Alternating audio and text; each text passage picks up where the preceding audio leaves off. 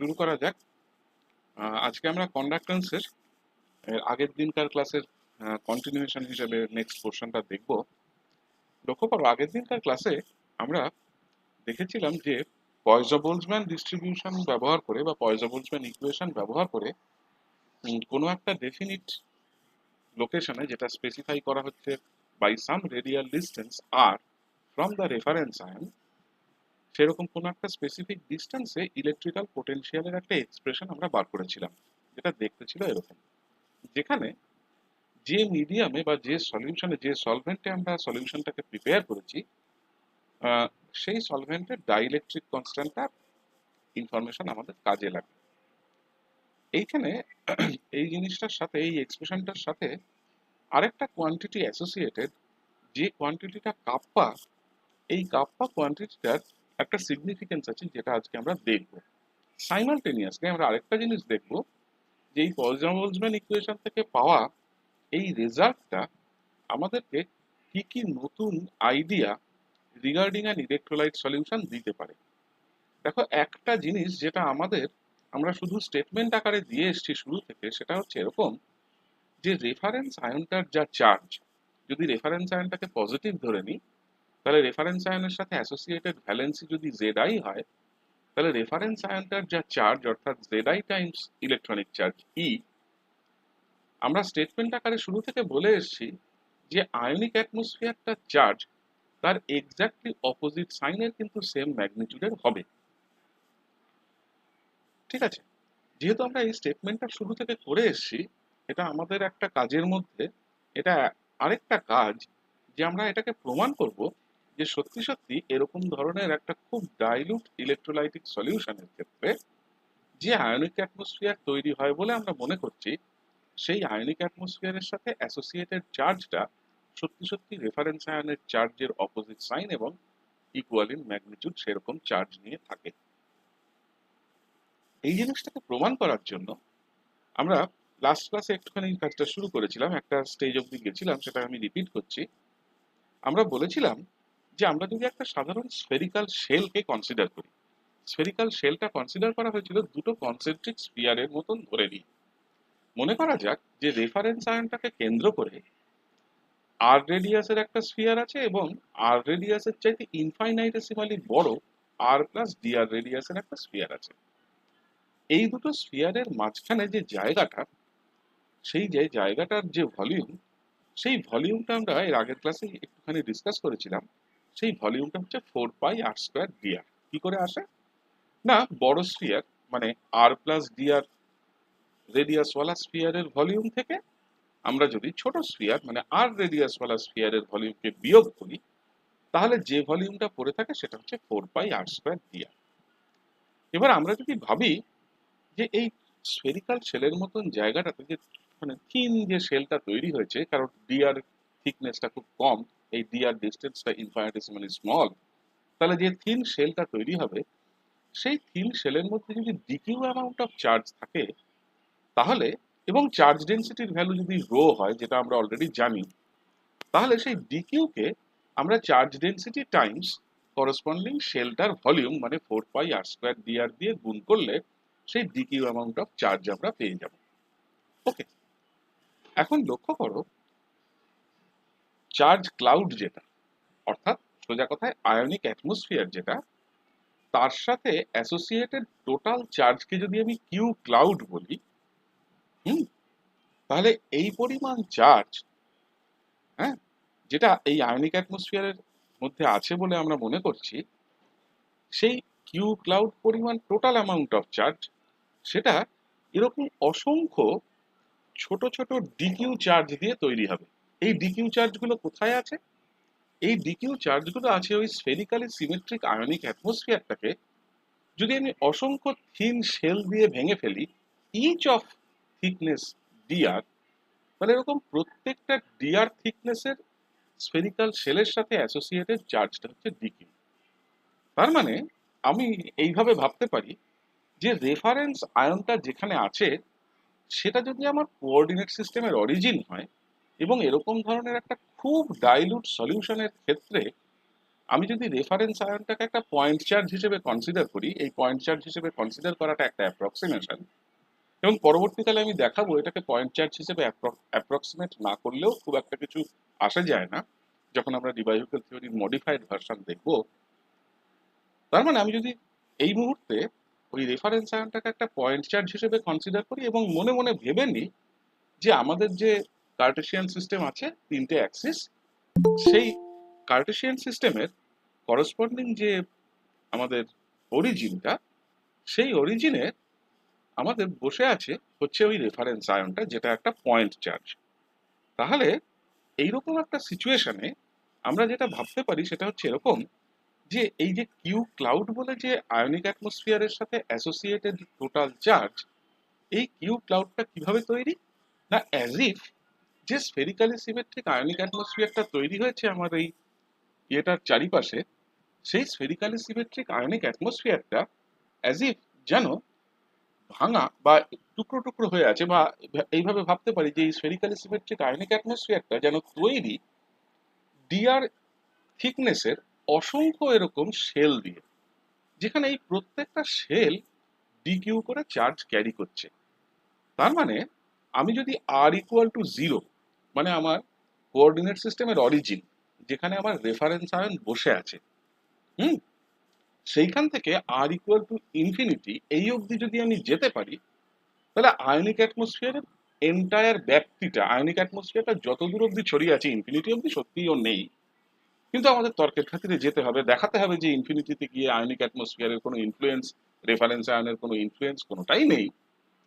তাহলে আমরা যদি আর ইকুয়াল টু জিরো থেকে আর ইকুয়াল টু ইনফিনিটি এই অবধি পুরো জায়গাটাকে দেখি, তাহলে যে বিশাল আকৃতির স্ফিয়ারটা পাবো, সেই স্ফিয়ারটার সাথে অ্যাসোসিয়েটেড চার্জটা আয়নিক অ্যাটমসফিয়ারের চার্জের সাথে সমান হবে। ঠিক আছে? তাহলে এই যে টোটাল এক্সেস যে চার্জটা, এই টোটাল এক্সেস চার্জটাকে ক্যালকুলেট করবার জন্য আমরা তাহলে দুটো জিনিসকে কনসিডার করছি। কিভাবে, কি কি কনসিডার করছি? এক, আমাদের রেফারেন্স আয়নটা একটা পয়েন্ট চার্জ, এবং আমাদের এই রেফারেন্স আয়নটা একটা পয়েন্ট চার্জ হওয়ার জন্য তাকে আমরা সুবিধার্থে, আমাদের নিজেদের সুবিধার্থে, তাকে আমরা মনে মনে ভেবে নিচ্ছি যে আমাদের কার্টেশিয়ান সিস্টেমের অরিজিন এসে আছে, এবং এই রেডিয়াল ডিস্টেন্স আমি যত বাড়াতে বাড়াতে যাব ফ্রম দিস রেফারেন্স আয়ন, মানে কার্টেশিয়ান সিস্টেমের অরিজিন, এবং যত এই আর স্মল আর বেড়ে বেড়ে বেড়ে বেড়ে ইনফিনিটির দিকে যাবে, তত আমি মনে করো কি করব, একটা একটা একটা একটা করে এরকম ইনফাইনিটেসিমালি থিন স্ফেরিক্যাল শেলগুলোকে ক্রস করতে করতে যাব। তাহলে প্রত্যেকটা এরকম infinitesimally thin spherical shell of radius dr, তারা তারা কি হচ্ছে, of thickness dr, sorry radius নয়, তারা কি হচ্ছে, তারা প্রত্যেকে ডিকিউ পরিমাণ চার্জ ক্যারি করছে। তার মানে আমি যদি এই সমস্ত ছোট ছোট ছোট ছোট ডিকিউ গুলোর উপরে সামেশন করতে করতে যাই, তাহলে এসেনশিয়ালি আমি টোটাল আয়নিক অ্যাটমসফিয়ারের চার্জটা পাবো with respect to the charge associated with the reference ion sitting at the origin of my Cartesian system. তার মানে সোজা কথায় এই ডিকিউ চার্জগুলো তো ইনফাইনিটেসিমালি স্মল, তাহলে কতগুলো এরকম ইনফাইনিটেসিমালি স্মল কোয়ান্টিটির যোগ আমাকে করতে হচ্ছে। তাহলে ইনফাইনিটেসিমালি স্মল কোয়ান্টিটির সংখ্যা তো ইনফাইনাইট, এবং এদের একে অপরের মধ্যে গ্যাপ খুব কম। তার মানে this is equivalent to integrating DQ from r equal to 0 to r equal to বা r tending to infinity.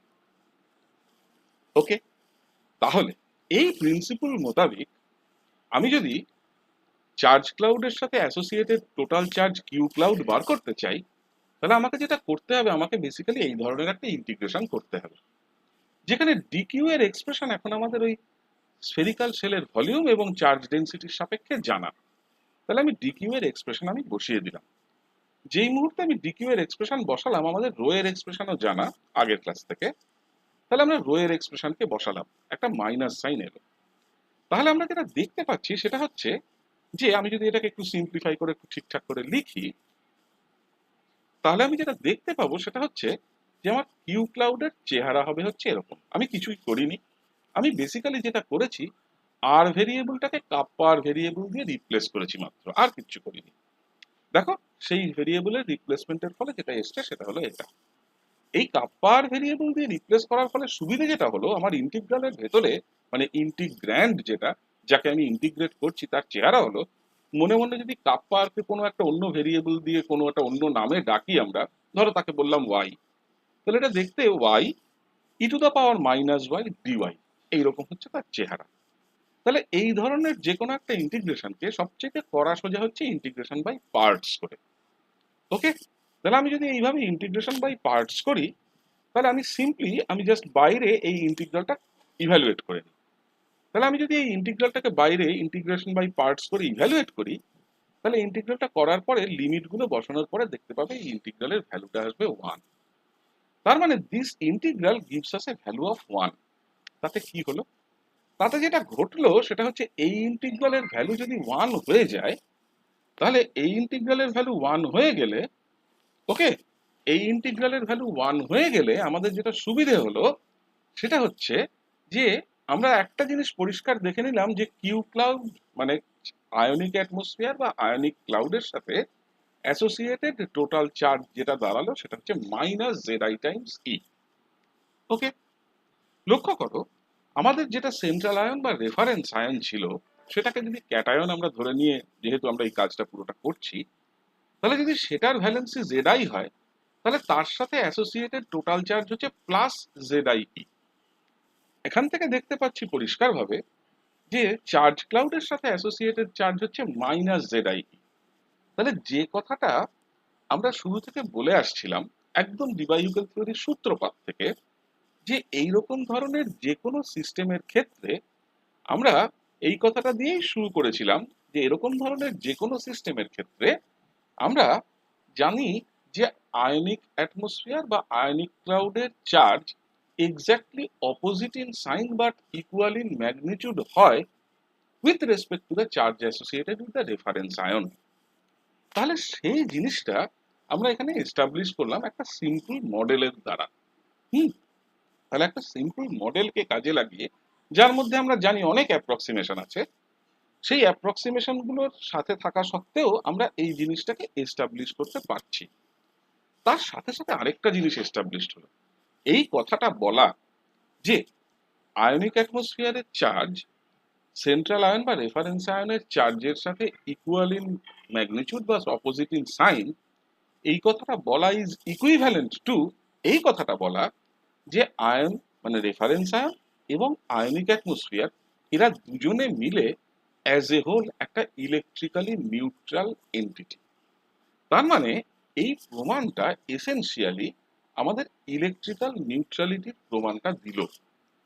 এবার ঘটনাটা হচ্ছে যে লক্ষ্য করো এই যে আয়নিক অ্যাটমসফিয়ার, যে আয়নিক অ্যাটমসফিয়ারের চার্জ নিয়ে আমরা এত ভাবিত ছিলাম, যে আয়নিক অ্যাটমসফিয়ারের চার্জের সাথে অ্যাসোসিয়েটেড এত কথা আমরা বললাম, এবার প্রশ্নটা হচ্ছে যে এইরকম ধরনের একটা আয়নিক অ্যাটমসফিয়ার কোনো একটা রেফারেন্স আয়নের চারপাশে যদি এরকম একটা স্ফেরিক্যালি সিমেট্রিক বাতাবরণ বলো বা এরকম একটা স্ফেরিক্যালি সিমেট্রিক অ্যাটমসফিয়ার বলো তৈরি করে থাকে, এখন ঘটনাটা হচ্ছে যে আয়নিক অ্যাটমসফিয়ারটা ডিস্ট্রিবিউটেড আছে কিভাবে? ঘটনাটা কি এরকম যে আয়নিক অ্যাটমসফিয়ারটা যত আমি আয়নিক অ্যাটমসফিয়ারের সাথে অ্যাসোসিয়েটেড চার্জ ডেনসিটি আমি যত রেফারেন্স আয়নের থেকে দূরের দিকে যাব তত আয়নিক অ্যাটমসফিয়ারের চার্জ ডেনসিটি কমবে? ঘটনাটা কি এরকম নাকি এরকমও কোনো ব্যাপার আছে যেখানে আমি এই কথাটাও বলতে পারি যে আয়নিক অ্যাটমসফিয়ারের চার্জ ডেনসিটির একটা নির্দিষ্ট থিকনেস আছে, যে এই থিকনেস অবধি রেফারেন্স আয়ন থেকে এতটা দূর অবধি আয়নিক অ্যাটমসফিয়ার আছে। আমরা যে ইন্টিগ্রেশনটা করছি from r equal to zero to r equal to infinity, আমাদের এই ইনফিনিটি অব্দি ইন্টিগ্রেশন না করলেও চলবে, বা এইভাবে যদি ভাবা যায় যে আয়নিক অ্যাটমসফিয়ারটা কত দূর অব্দি বিস্তৃত, এই প্রশ্নটা যদি কেউ করে তাহলে তার উত্তরটা কি হবে? তাহলে আয়নিক অ্যাটমসফিয়ারের এই বিস্তৃতির জায়গা মানে সেটা কত দূর অব্দি ছড়িয়ে আছে রেফারেন্স আয়নের সাপেক্ষে। রেফারেন্স আয়ন ধরো সিম্পলিসিটির জন্য ধরে নেওয়া যায় যদি সেটা আমার কার্টেসিয়ান সিস্টেমের অরিজিনে বসে আছে, তার রেসপেক্টে কত দূরে এই আয়নিক অ্যাটমসফিয়ার গেছে এটা আমরা কি করে বার করব? লক্ষ্য করে দেখবে আমরা যখন চার্জ ডেনসিটির এক্সপ্রেশন বার করেছিলাম, যে এক্সপ্রেশনটার চেহারা ছিল এরকম, এবং যখন আমরা যে কোনো একটা খুব থিন একটা শেল যার তোমার ওই থিকনেসটা হচ্ছে ডিআর, যেখানে ডিআরটা একটা ইনফাইনিটেসিমালি স্মল কোয়ান্টিটি, তার সাথে অ্যাসোসিয়েটেড ওরকম একটা থিন শেলের সাথে অ্যাসোসিয়েটেড চার্জটা যখন ক্যালকুলেট করেছিলাম ডিকিউ তার ভ্যালু এসেছিল এটা। ওকে, তাহলে এইরকম একটা ডিকিউ চার্জ, তার মধ্যে আমি যদি এই রো এর এক্সপ্রেশনটাকে সাবস্টিটিউট করে দিই, হুম, আমি যদি সিম্পলি এই রো এর এক্সপ্রেশনটাকে সাবস্টিটিউট করে দিই, তাহলে ডিকিউ এর চেহারা কি দাঁড়ায়? তাহলে ডিকিউ এর চেহারা দাঁড়ায় জাস্ট দিস। তাহলে এই যে এক্সেস চার্জটা যেটা স্ফেরিক্যাল শেলের ওপর আছে, হুম, সেটা দেখো আর মানে রেডিয়াল ডিস্টেন্সের সাথে ভ্যারি করে। মানে পরিষ্কার কথায় এই ডিকিউটা মানে যে কোনো একটা এরকম স্ফেরিক্যাল শেল, তার সাথে অ্যাসোসিয়েটেড যে চার্জ ডিকিউ, তার সেই সেই ডিকিউটা is a function of the radial distance. তার মানে আমি কোন জায়গায় বসে, কোন রেডিয়াল ডিস্টেন্সে বসে আমি এটা ক্যালকুলেট করছি তার উপর এটা নির্ভর করে। একটু অন্যভাবে এটাকে ঘুরিয়ে ভাবা যায়। ধরো আমি এই ডিকিউটাকে এইভাবে না লিখে যদি একটু ঘুরিয়ে লিখতাম, এটাকে একটু ডিকিউ ডিআর করে লিখি। অর্থাৎ আমি দেখতে চাইছি how does this charge vary with the radial distance r. তাহলে কি কোন কিসের রেসপেক্টে দেখবো? তার মানে আমি obviously variation of charge q with radial distance r, সেটা দেখতে গেলে আমাকে ওই ডেরিভেটিভটা দেখতে হবে। তাহলে যদি আমি ডিকিউ ডিআর করেও দেখতাম, তাহলেও আমি দেখবো that it depends on this quantity. এই কোয়ান্টিটিটার মধ্যে দেখো একটা e to the power minus kappa r বলে একটা জিনিস আছে। তার মানে সোজা কথায় d q DR is radial distance dependent. Okay, এখন ঘটনা হচ্ছে যে এই যে excess charge on the spherical shell, হ্যাঁ, সেটা যেহেতু এই রেডিয়াল ডিস্টেন্সের উপরে ডিপেন্ড করে, অবভিয়াসলি তাহলে এর নিশ্চয়ই কোনো একটা ম্যাক্সিমাম ভ্যালু আছে, যে এই অমুক রেডিয়াল ডিস্টেন্সে গেলে ডিকিউ ডিআরটা সব থেকে বেশি। তাহলে যে রেডিয়াল ডিস্টেন্সে গেলে এই চার্জ ডিস্ট্রিবিউশনটা সবচেয়ে বেশি, এই চার্জটা সবচেয়ে বেশি পরিমাণে পাওয়া যাবে, সেই ডিস্টেন্সটা যদি আমি বার করতে চাই, তার মানে আমার কাজটা কিরকম? কাজটা হচ্ছে এরকম যে I want to find out that particular value of the radial distance r for which dq DR is a maximum. একটু ঘুরিয়ে অন্যভাবে বলি, তার মানে আমরা সেই দূরত্বটা বার করতে চাইছি কার রেসপেক্টে, কোথা থেকে দূরত্ব? আমরা সেই দূরত্বটা বার করতে চাইছি আমাদের রেফারেন্স আয়ন থেকে, যে দূরত্বে চার্জ সবচাইতে বেশি। তাহলে সেইটা যদি আমাকে বার করতে হয়, তাহলে ডিকিউ ডিআর বলে যে ডেরিভেটিভটা আছে, তাকে ম্যাক্সিমাইজ করতে হয়। তাকে ম্যাক্সিমাইজ করা মানে কোনো একটা এরকম ডেরিভেটিভকে ম্যাক্সিমাইজ করা ইজ ইকুইভ্যালেন্ট টু কি? সেটাকে ম্যাক্সিমাইজ করা ইজ ইকুইভ্যালেন্ট টু তার ফার্স্ট ডেরিভেটিভটাকে জিরোতে সেট করতে হয়। তাহলে আমি যদি ডিকিউ ডিআর কে জিরোতে সেট করি, তাহলে আমার ডিকিউ ডিআর কে জিরোতে সেট করা ইজ ইকুইভ্যালেন্ট টু দিস। ঠিক আছে, আমি এই ফার্স্ট ডেরিভেটিভটা ইভ্যালুয়েট করলাম। এই ফার্স্ট ডেরিভেটিভটা জিরো মানে কি? তাহলে দেখো লেফট হ্যান্ড সাইডে জিরো মানে এই গোটা জিনিসটা জিরো। এই গোটা জিনিসটা দু রকম ভাবে জিরো হতে পারে। কি কি ভাবে জিরো হতে পারে? এক, এই ফার্স্ট ব্র্যাকেটের বাইরে বসে থাকা কোয়ান্টিটিটা জিরো। দেখো এটা সম্ভব না, কারণ ফার্স্ট ব্র্যাকেটের বাইরে যে কোয়ান্টিটিটা বসে আছে, সেখানে আমরা জানি যে জেড আইটা হচ্ছে valency associated with the ion, e হচ্ছে ফান্ডামেন্টাল চার্জ, কাপ্পা একটা কনস্ট্যান্ট যার ভ্যালু জিরো নয়। তার মানে এই কোয়ান্টিটিটার নন জিরো, এটা সবসময় সর্বদাই সঠিক। ওকে, তাহলে এই ওভারঅল জিনিসটা জিরো হওয়ার পেছনে একটাই কারণ থাকতে পারে, যে এই কোয়ান্টিটিটা জিরো। তাহলে এই ব্র্যাকেটের ভেতরকার কোয়ান্টিটি যদি জিরো হয়, তার মানে কি? তার মানে দিস কোয়ান্টিটি ইজ জিরো। লক্ষ্য করো, এই কোয়ান্টিটিটা একমাত্র জিরো হতে পারে যদি নাকি আটটা ওয়ান বাই কাপ্পা বা কাপ্পা ইনভার্স হয়। ওকে, তাহলে একটা জিনিস রিয়েলাইজ করা গেল, সেটা হচ্ছে যে এই রেডিয়াল ডিস্টেন্সটা যদি ওয়ান বাই কাপ্পা হয় বা কাপ্পা ইনভার্স যেভাবেই বল না কেন, তাহলে এই রেডিয়াল ডিস্টেন্সটা যদি ওয়ান বাই কাপ্পা হয়, তাহলে আমরা দেখতে পাবো যে সেই ডিস্টেন্সে, কোন রেডিয়াল ডিস্টেন্সে? ওয়ান বাই কাপ্পা রেডিয়াল ডিস্টেন্সে, তার মানে আমার charge density has a maximum value, এই charge has a maximum value q. তাহলে এই ঘটনা যদি ঘটে যে আমি দেখতে পাচ্ছি যে there is a specific radial distance যেখানে maximum value of the charge content আছে, তার মানে আমি বলতে পারি যে r equal to one by kappa, এই ডিস্টেন্সের মধ্যেই ম্যাক্সিমাম অ্যামাউন্ট অফ চার্জ সীমাবদ্ধ আছে। কার চার্জ? না, আমার ওই আয়নিক অ্যাটমসফিয়ারটার চার্জ। তার মানে সোজা কথায় আমি এই জিনিসটাকে একটু যদি অন্য ভাষায় স্টেট করি তাহলে এইভাবে বলতে পারি যে r equal to one by kappa is that distance, সেই দূরত্ব যে দূরত্ব অবধি আমাদের আয়নিক অ্যাটমসফিয়ার আছে। তার মানে one by kappa is nothing but the thickness associated with the ionic atmosphere. তাহলে ওই যে আয়নিক অ্যাটমসফিয়ার, যে আয়নিক ক্লাউডটা তৈরি হয়েছে, কার রেসপেক্টে, কার সাপেক্ষে? কোনো একটা সেন্ট্রাল বা কোনো একটা রেফারেন্স আয়নের সাপেক্ষে, যেটা আমরা ক্যাটায়ন ধরে নিয়ে কাজটা শুরু করেছি এবং কাজটা এখনো অবধি তাই ধরেই আমরা চালাচ্ছি। তাহলে সেই ক্যাটায়নের রেসপেক্টে, সেই রেফারেন্স আয়নের রেসপেক্টে 1/কাপ্পা এমন একটা ডিস্টেন্স যেটা রিপ্রেজেন্ট করছে সেই ক্যাটায়নটার সাথে অ্যাসোসিয়েটেড আয়নিক অ্যাটমসফিয়ারটা থিকনেস। তাহলে 1/কাপ্পা যেহেতু আর এর সাথে সমান, তাহলে one by kappa has a dimension of length. আর তো একটা লেন্থের ডাইমেনশন দেবে, সেটা ডিস্টেন্স, তাহলে এটা লেন্থের ডাইমেনশন। তার মানে কাপ্পা, কাপ্পার নিজের ডাইমেনশন কি? অবভিয়াসলি লেন্থের ইনভার্স ডাইমেনশন। তার মানে এই যে কাপ্পা বলে যে কোয়ান্টিটিটা আমরা পেয়েছিলাম, শুরু থেকে একটা কনস্ট্যান্ট হিসেবে আমরা কাপ্পাকে ডিফাইন করে চালাচ্ছি, সেই কাপ্পা বলে কোয়ান্টিটিটার, এটার একটা ইন্টারেস্টিং সিগনিফিক্যান্স আছে। এই সিগনিফিক্যান্সটা জরুরি, অঙ্কটা অটোমেটিক্যালি হয়ে যায়। তাহলে এই কাপ্পা বলে কোয়ান্টিটিটার সিগনিফিক্যান্স হচ্ছে এই, দ্যাট দিস কাপ্পার ইনভার্স, এই Kupffer reciprocal is a representation, is a representation of the thickness associated with the ionic atmosphere.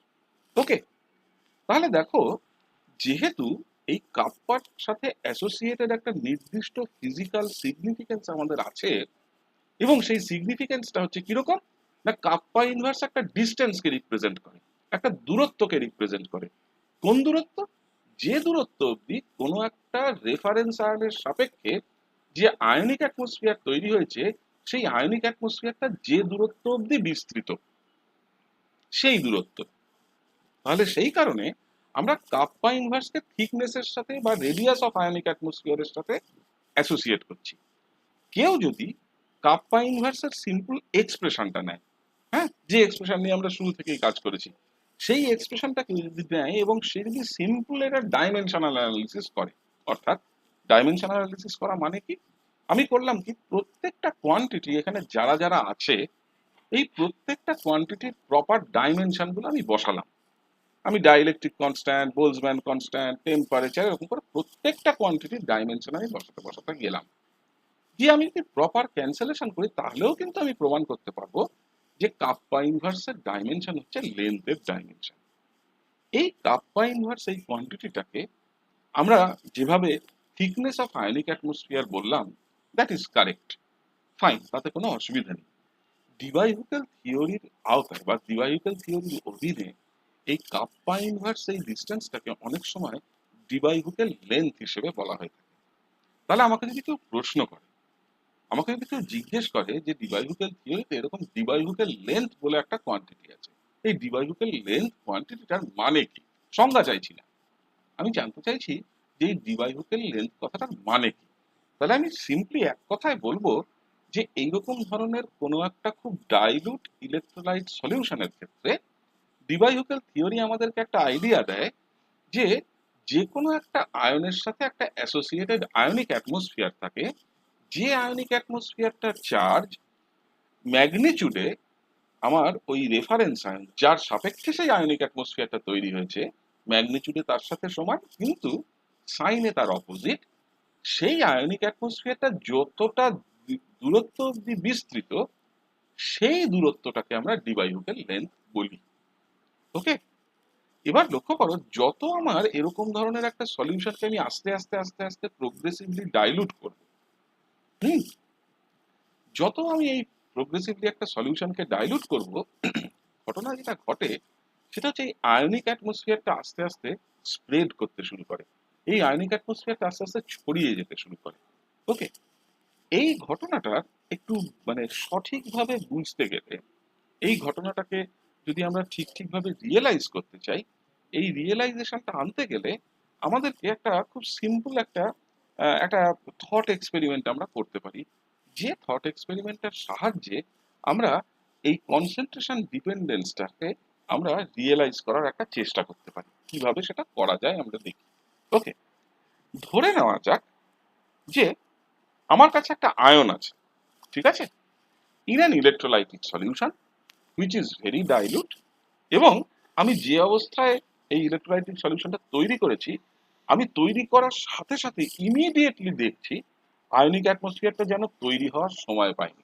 আয়নগুলো আছে, কিন্তু আমি এত তাড়াতাড়ি করে এটাকে স্টাডি করতে শুরু করলাম যে আয়নিক অ্যাটমসফিয়ার গুলো যেন কখনো তৈরি হয়নি।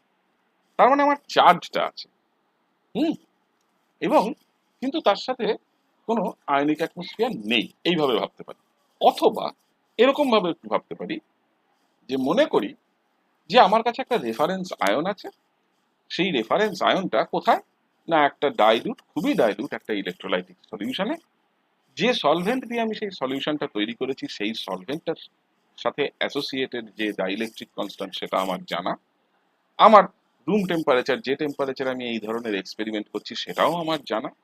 মানে আমার যে যে কোয়ান্টিটি, যে যে প্যারামিটারের ওপরে আমার এই এতদিন ধরে যে যে কোয়ান্টিটি গুলোকে আমরা দেখে এসেছি সেগুলো যার যার উপরে নির্ভরশীল, সেই সেই কোয়ান্টিটি গুলো আমার জানা। ওকে, আমি শুধু তর্কের খাতিরে, এটা কিন্তু আমি একটা তর্ক দিচ্ছি, ভালো তর্ক নয়, কারণ এই তর্কটাকে আমি পরে নিজের এই যুক্তিটাকে নালিফাই করব।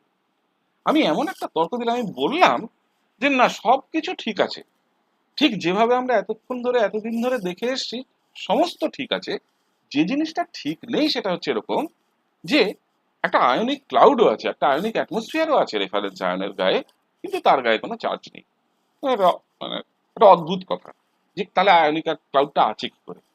ধরে নাও নেই, ঠিক আছে।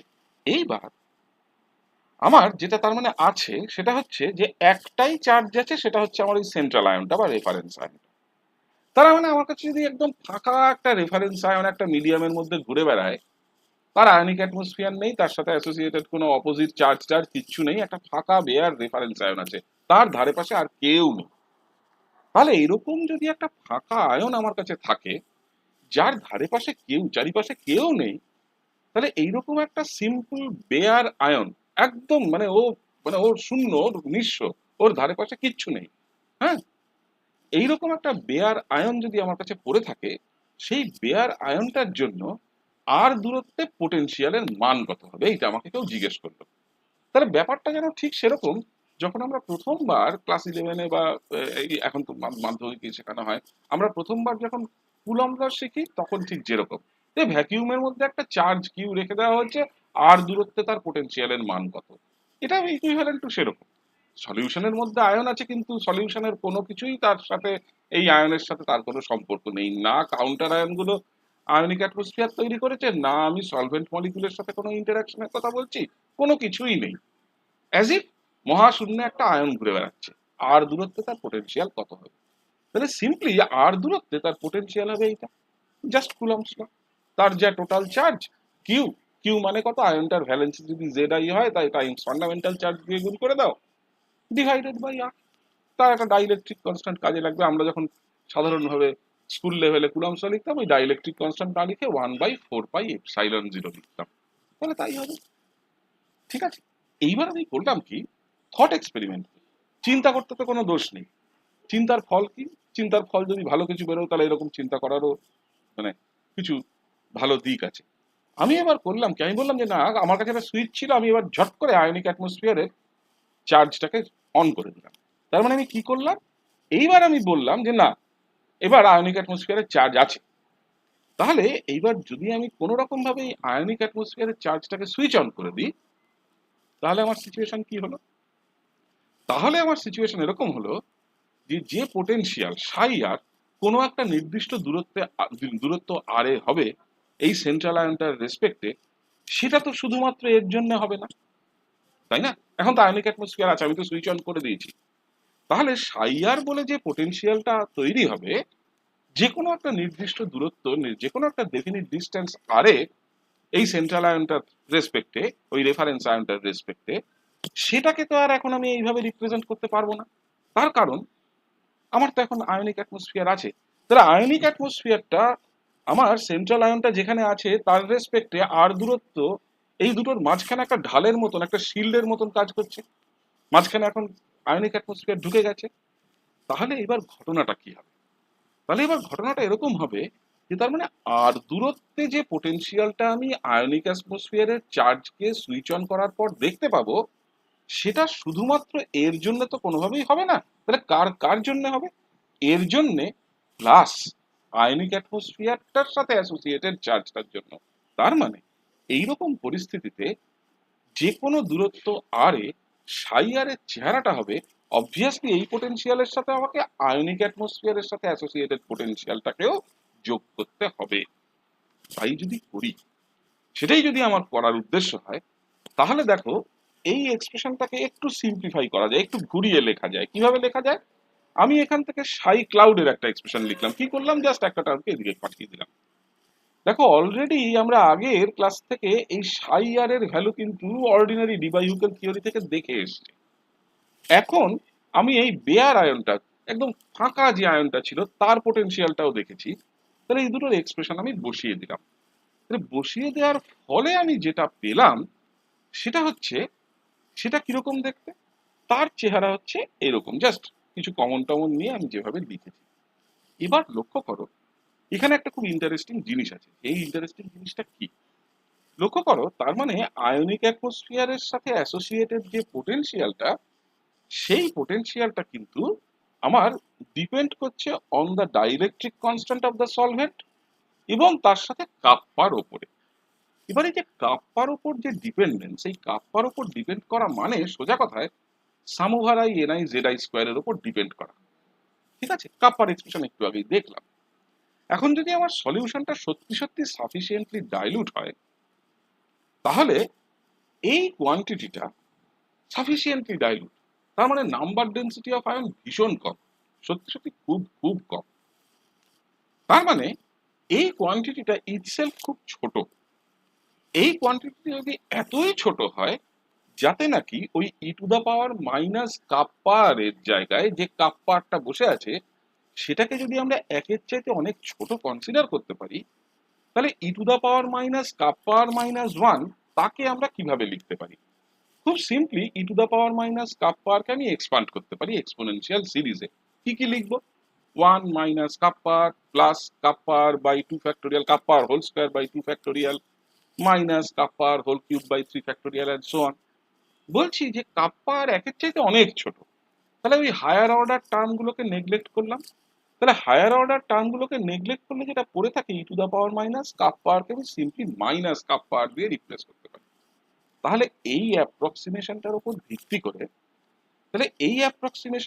ভিত্তি করে, আমি যদি আয়নিক ক্লাউডের যে পোটেনশিয়ালের এক্সপ্রেশনটা পেয়েছিলাম সাই ক্লাউড, সেই সাই ক্লাউডের ওই এক্সপ্রেশনের মধ্যে আমি যদি বসাই, তাহলে e to the power minus kappa r minus ওয়ানের জায়গায় আমি সিম্পলি মাইনাস কাপ্পার বসিয়ে দিলাম। তাহলে একটা মাইনাস কাপ্পার এলো, সামনে মাইনাস সাইন এলো। ঠিক আছে, যেই মুহূর্তে এটা এলো, এইবার লক্ষ্য করে দেখো, what I can do is I can simply substitute this by this. আমি জাস্ট এটাকে এইভাবে আমি সাবস্টিটিউট করতে পারি। কি? এই আর আর ক্যান্সেল আউট করলো, এই কাপ্পাটাকে আমি কাপ্পা ইনভার্স করে ডিনোমিনেটরে পাঠিয়ে দিলাম। হলো? তাহলে এইরকম একটা অ্যাপ্রক্সিমেশন ব্যবহার করলে আমি দুটো জিনিস শিখলাম। এক, আমার কাছে যদি একটা ফাঁকা আয়ন থাকতো যার চারিপাশে কেউ নেই, আমাদের সেই থট এক্সপেরিমেন্টের ফল সেটা, যে সে সলিউশনে আছে কিন্তু তার চারপাশে কেউ নেই, সেই ফাঁকা আয়নটার ক্ষেত্রে সিম্পল সেই আয়নটার জন্য পোটেনশিয়ালের চেহারা হতো এটা। সিম্পল শুধু ওই ক্লাউডটার জন্য পোটেনশিয়ালের চেহারা হচ্ছে এটা। এবার তার মানে ওভারঅল পোটেনশিয়াল, আমাকে যদি কেউ জিজ্ঞেস করে না আয়নও আছে আয়নের ক্লাউডও আছে, দুজনেই আছে, তাহলে পোটেনশিয়াল কত কোনো একটা দূরত্ব আরে, তখন আমি বলবো যে না, তার মানে আমার সাই আর এর চেহারা হচ্ছে এটা আর এটার যোগফল। তাহলে আমি এটা আর এটাকে নিয়ে আমি যোগ করে দিলাম। এখন লক্ষ্য করো, তার মানে এইরকম ধরনের যে কোনো একটা পোটেনশিয়ালের এক্সপ্রেশনে দুটো টার্ম থাকছে। একটা টার্ম, প্রথম টার্মটা আসছে শুধু আয়নটার কন্ট্রিবিউশন থেকে, আয়নটা যদি ফাঁকা থাকতো তাহলে যা হতো। দ্বিতীয় টার্মটা আসছে শুধুমাত্র ক্লাউডের কন্ট্রিবিউশন থেকে। ঠিক আছে, তাহলে এবার আয়নের কন্ট্রিবিউশন এবং ক্লাউডের কন্ট্রিবিউশন মিলে টোটাল জিনিসটা তৈরি হচ্ছে। হ্যাঁ, এবার দেখো খেয়াল করে যে এই দুটো টার্মের অনেক কিছু জিনিস কমন। কি কি কমন? দেখো এই ZIE/D এটাকে আমি কমন নিতে পারি। ওকে, তাহলে পড়ে থাকলো কে? প্রথম টার্ম থেকে পড়ে থাকলো একটা 1/r, দ্বিতীয় টার্ম থেকে একটা জিনিস পড়ে থাকলো একটা মাইনাস সাইন মাঝখানে 1/কাপ্পা ইনভার্স। মানে সোজা কথায় আমি যদি 1/কাপ্পা ইনভার্সকে কাপ্পা করে লিখি, তাহলে সোজা কথায় এইরকম দুটো রেসিপ্রোকাল অফ ডিস্টেন্স আমার পড়ে থাকলো। তার মানে এই ধরনের একটা মডেল, এরকম ধরনের কিছু অ্যাপ্রক্সিমেশন, এরকম ধরনের কিছু তোমার মানে অ্যাজাম্পশন, এর মধ্যে দিয়ে যদি আমরা যাই, তাহলে কিন্তু আমরা সেপারেটলি সেপারেটলি এই দুটোর ক্ষেত্রে পোটেনশিয়ালের ভ্যালুগুলোর থেকে আমরা একটা এস্টিমেট বা আমরা একটা আইডিয়া পাবো যে এইরকম ধরনের সিস্টেমের ক্ষেত্রে ওভারঅল পোটেনশিয়ালের চেহারা কি দাঁড়াবে। এখন ঘটনাটা হলো, দেখো প্রাইমারিলি আমরা ডিভাই হুকেল থিওরি পড়তে শুরু করেছিলাম একটা থার্মোডাইনামিক রিকোয়ারমেন্ট থেকে। কোথায় সেই থার্মোডাইনামিক রিকোয়ারমেন্টটা ছিল? লক্ষ্য করে দেখবে ডিভাই হুকেল থিওরির প্রথম ক্লাসে আমি একটা কথা বলেছিলাম যে experimentally mean ionic activity coefficient gamma plus মাইনাসকে বার করা সত্যি খুব কঠিন কাজ। বার করা যায় না আমি বলবো না, কিন্তু খুব কঠিন কাজ। করা যায়, অবভিয়াসলি করা যায়। আমরা চাইছিলাম যে এই মিন আয়নিক অ্যাক্টিভিটি কোএফিসিয়েন্টের এক্সপেরিমেন্টাল ডিটারমিনেশনের একটা অল্টারনেটিভ জায়গা তৈরি করতে থিওরিটিক্যালি, যেখানে কোনো একটা মডেলের সাহায্যে আমরা একটা কোনো গিভেন ইলেকট্রোলাইট থাকলে তার যদি একটা কোনো সলিউশন থাকে, এমন একটা সলভেন্টের যার ডাইইলেকট্রিক কনস্ট্যান্ট আমার জানা, সেই রকম একটা সলভেন্টের ক্ষেত্রে আমি একটা থিওরিটিক্যাল মডেল তৈরি করতে চাইছিলাম। আমাদের সেই থিওরিটিক্যাল মডেলটা তৈরি করতে গিয়ে নানান রকম অ্যাপ্রক্সিমেশন, অ্যাজাম্পশন, নানান রকম কিছুর মধ্যে দিয়ে এসে আমরা একটা জায়গায় দাঁড়ালাম। কিন্তু দেখো আমাদের অ্যাকচুয়াল উদ্দেশ্যটা কিন্তু এখনো বাকি আছে। সেটা হচ্ছে সেই থার্মোডাইনামিক জায়গাটা, যে এই যে দুটো আয়নের মধ্যে একটা রেফারেন্স আয়ন এবং তার সাথে জড়িত যে অপোজিটলি চার্জড আয়নিক অ্যাটমসফিয়ার, এই দুটোর মধ্যে যে ইন্টারাকশনটা, সেই ইন্টারাকশনের থার্মোডিনামিক্সটা, এইটা কিন্তু আমাদের প্রাইমারি জায়গা। কারণ এই ইন্টারাকশনের সাথে অ্যাসোসিয়েটেড থার্মোডিনামিক আসপেক্টগুলোই আমাদেরকে সাহায্য করবে ওই গামা প্লাস মাইনাস বা মিন আয়নিক অ্যাক্টিভিটি কোএফিসিয়েন্টকে ক্যালকুলেট করতে। কারণ যতক্ষণ না আমি থার্মোডিনামিক্স নিয়ে আসবো, কেমিক্যাল পোটেনশিয়াল আসবে না। কেমিক্যাল পোটেনশিয়াল না আসলে অ্যাক্টিভিটি আসবে না। অ্যাক্টিভিটি না আসলে অ্যাক্টিভিটি কোএফিসিয়েন্ট আসবে না। অ্যাক্টিভিটি কোএফিসিয়েন্ট না আসলে মিন আয়নিক অ্যাক্টিভিটি কোএফিসিয়েন্টও আসবে না। তার মানে প্রাইমারি উদ্দেশ্যটা যেহেতু থার্মোডিনামিক্স, তাহলে এই ধরনের সিস্টেমে, কিরকম সিস্টেম, একটা ইলেকট্রোলাইটিক সলিউশনের সিস্টেমের ক্ষেত্রে আমরা তাহলে চাইবো এই থার্মোডিনামিক্স অফ আয়ন আয়ন ইন্টারাকশনসটাকে আমরা একটু ডিটেইলসে দেখতে চাই। ঠিক আছে? এই থার্মোডিনামিক্স অফ আয়ন আয়ন ইন্টারাকশনকে দেখতে গেলে, এটাকে যদি আমাদেরকে ইউনিফর্মলি স্টাডি করতে হয়, এটাকে যদি আমাদেরকে বুঝতে হয়, তাহলে আমাদেরকে আবার কতগুলো এরকম থট এক্সপেরিমেন্ট বলো বা এরকম কিছু অ্যাপ্রক্সিমেট সিচুয়েশন বলো, তার মধ্যে দিয়ে আমাদেরকে যেতে হবে। এবার এই যে আমাদের এই বিভিন্ন ধরনের আহ, তোমার এইরকম এক্সারসাইজ, এর ফলে যেটা আমরা বিভিন্ন স্টেজে করছি, সেইটা হচ্ছে আমাদের সিস্টেমের ডেসক্রিপশনের মধ্যে কিছু কিছু অ্যাপ্রক্সিমেশন ঢুকছে। অ্যাপ্রক্সিমেশন যে কোনো একটা এরকম মডেলের ক্ষেত্রে ঢুকলে পরে যে জিনিসটা প্রথম ঘটে, সেটা হচ্ছে যে অ্যাকচুয়াল বাস্তব সিচুয়েশনটা থেকে আমরা মানে প্রোগ্রেসিভলি ধীরে ধীরে আস্তে আস্তে বিচ্যুত হয়ে যাই, আমরা ডেভিয়েট করে যাই। এই ডেভিয়েশনটা কিছু কিছু ক্ষেত্রে থিওরিটাকে গন্ডগোলের একটা জায়গায় নিয়ে যায়, যেখানে এক্সপেরিমেন্টাল রেজাল্টের সাথে পরবর্তীকালে থিওরিটার মিসম্যাচের চান্সটা বেড়ে যায়। আবার কিছু কিছু ক্ষেত্রে এইরকম ধরনের সিম্পল মডেল না থাকলে থিওরিটাকে নিয়ে এগোনোই যায় না। যে কারণে আমরা যখন এই পুরো ইলেকট্রোলাইটিক কন্ডাক্টেন্সের এই জায়গাটাতে আমরা যখন ডিভাই হুকেল থিওরি পড়তে বসেছি, আমাদের এই জিনিসটুকুকে মাথায় রাখতে হবে যে ডিভাই হুকেল থিওরি আমরা যেভাবে ডেভেলপ করে নিয়ে যাব এবং পরবর্তীতে সেই ডিভাই হুকেল থিওরিকে যেভাবে আমরা মডিফাই করব, আমাদের এই ডেভেলপমেন্ট এবং তার সাবসিকুয়েন্ট মানে পরবর্তীকালের মডিফিকেশন, এই দুটো জিনিস মিলে কিন্তু ওভারঅল ডিবাইভুকেল থিওরির সাকসেস বা ফেলিওর নির্ভর করবে। এটা যে কোনো এরকম থিওরিটিক্যাল আসপেক্টের জন্যই বা যে কোনো এরকম থিওরিটিক্যাল মডেলের জন্য সত্যি। তার মানে আমাদেরকে যদি এইরকম কোনো একটা সিস্টেমের জন্য একটা প্রপার থার্মোডিনামিক মডেল তৈরি করতে হয়, যে থার্মোডিনামিক মডেলটার উদ্দেশ্য বা এইম হচ্ছে আয়ন আয়ন ইন্টারাকশনকে সঠিকভাবে ট্রিট করা, আমাদেরকে আবার এরকম ভাবে কিছু কিছু অ্যাপ্রক্সিমেশন, কিছু কিছু অ্যাজাম্পশন, কিছু কিছু থট এক্সপেরিমেন্টের মধ্যে দিয়ে যেতে হবে।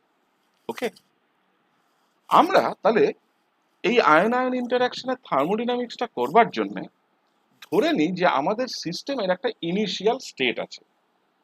সেই ইনিশিয়াল স্টেটটা এমন যেখানে আয়ন আয়ন ইন্টারাকশন এক্সিস্ট করে না, ভাবাটাই মুশকিল।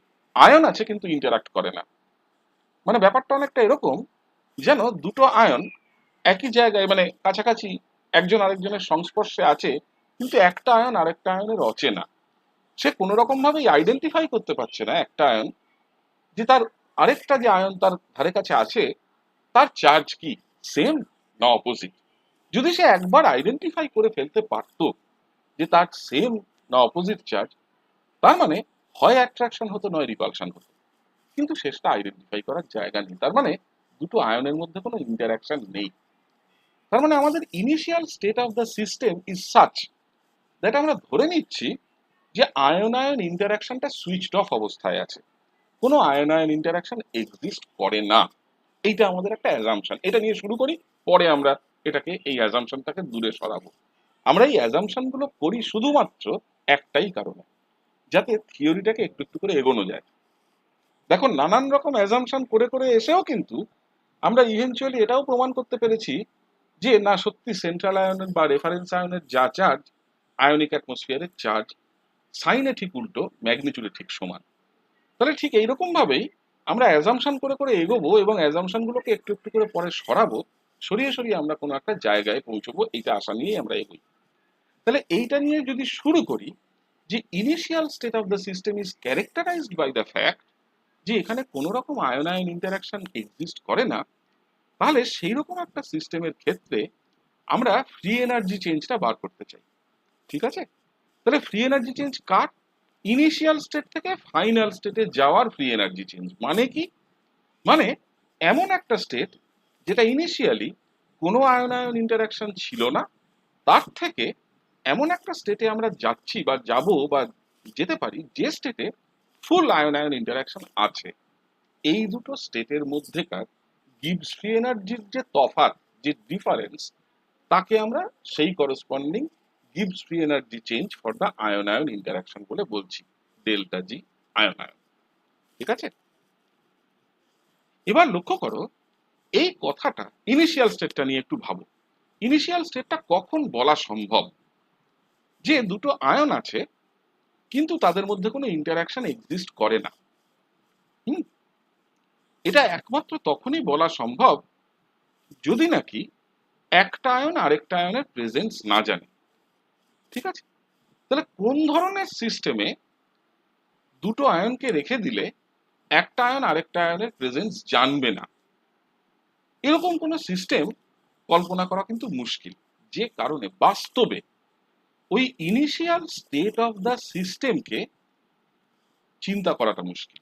কেউ একটা তর্কের খাতিরে বলতে পারে দুটো আয়নকে যদি ভ্যাকিউমে রেখে দিই, তাহলে এই দুটো আয়ন মাঝখানে তো ভ্যাকিউম, মানে মাঝখানে তো কোনো মিডিয়াম নেই, তাহলে একজন আরেকজনের ইনফরমেশন পাবে না। তাহলে দুটো আয়নকে ভ্যাকিউমে রেখে দিই। এবার দুটো আয়নকে ভ্যাকিউমে রাখার এই যে প্রক্রিয়াটা বা এই যে মাথা থেকে একটা বুদ্ধি বেরোলো যে না, দুটো আয়নকে ভ্যাকিউমেও রাখা যায়, তাহলে অবভিয়াসলি কিন্তু প্রশ্ন আসবে যে ভ্যাকিউমে দুটো আয়ন তৈরি হবে কি করে বা ভ্যাকিউমে তুমি দুটো আয়নকে রাখবে কি করে। তার মানে initial state of the system শুরু থেকেই কিন্তু is some kind of an অবাস্তব স্টেট। কিন্তু আমাদের এই অবাস্তব স্টেটটা আমরা কাজে লাগাবো, পরবর্তীকালে এই অবাস্তব স্টেটের ঘটনাটাকে আমরা দূরে সরাবো, দেখা যাক কি করে সরাই। তাহলে এই যে একটা হাইপোথেটিক্যাল সিচুয়েশন আমাদের তৈরি হলো, সেই হাইপোথেটিক্যাল সিচুয়েশনটাকে নিয়ে আমাদের এগোতে হচ্ছে, নিয়ে মডেলটাকে তৈরি করতে হবে, পরে এই হাইপোথেটিক্যাল সিচুয়েশনটাকে কোনো না কোনো ভাবে তাড়াতে হবে। তাহলে এই হাইপোথেটিক্যাল সিচুয়েশনটা এমন ভাবে আমরা দেখি যাতে আমরা ব্যাপারটাকে এইভাবে ভাবি যে আয়ন আয়ন ইন্টারাকশনটা যদি কমপ্লিটলি অরিজিনটা আয়ন আয়ন ইন্টারাকশনের সূত্রপাতটা যদি কমপ্লিটলি ইলেকট্রোস্ট্যাটিক হয়, তাহলে এইভাবে ভাবা যাক যে আয়ন আয়ন ইন্টারাকশনটা যেন হচ্ছে সিম্পলি কুলম্বিক ইন্টারাকশনের জন্য। কারণ অরিজিনটা কমপ্লিটলি ইলেকট্রোস্ট্যাটিক, দুটো চার্জের মধ্যে অ্যাট্রাকশন অথবা রিপালশন। তাহলে কমপ্লিটলি ইলেকট্রোস্ট্যাটিক অরিজিন ধরে নিয়ে আমরা এগোচ্ছি।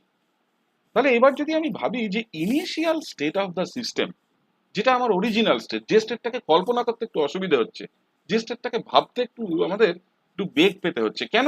যে কি করে দুটো আয়ন থাকবে কিন্তু তাদের মধ্যে ইন্টারাকশন থাকবে না? তাহলে আয়ন দুটো কোথায় রাখবো? ভ্যাকিউমে রাখা সম্ভব না, সলিউশনে রাখলেই ইন্টারাকশন হবে, গ্যাস ফেজে তাতেও উইক হলেও ইন্টারাকশন হবে। তাহলে কোথায় রাখবো? এই যে জায়গাটা, এই জায়গাটাকে একটু এইভাবে ভাবা যাক। ধরে নিই যে আমাদের কাছে কতগুলো একটা কালেকশন অফ এমন নন ইন্টারাক্টিং আয়ন আছে যারা ডিসচার্জড অবস্থায়, যাদের চার্জ নেই। আমি তার মানে এবার কি করছি, যখন ফাইনাল স্টেটে যাচ্ছি, ইনিশিয়াল স্টেটটা এরকম একটা অদ্ভুত টাইপের স্টেট, তার থেকে আমি যখন ফাইনাল স্টেটের দিকে যাচ্ছি, অ্যাজ ইফ আমি এই আয়নগুলোর মধ্যে, মানে যেগুলো ডিসচার্জ আয়ন হিসেবে ছিল, চার্জলেস আয়ন বলবো কিনা জানি না, তাদের মধ্যে আমি চার্জ ঢুকিয়ে দিচ্ছি কোনোভাবে।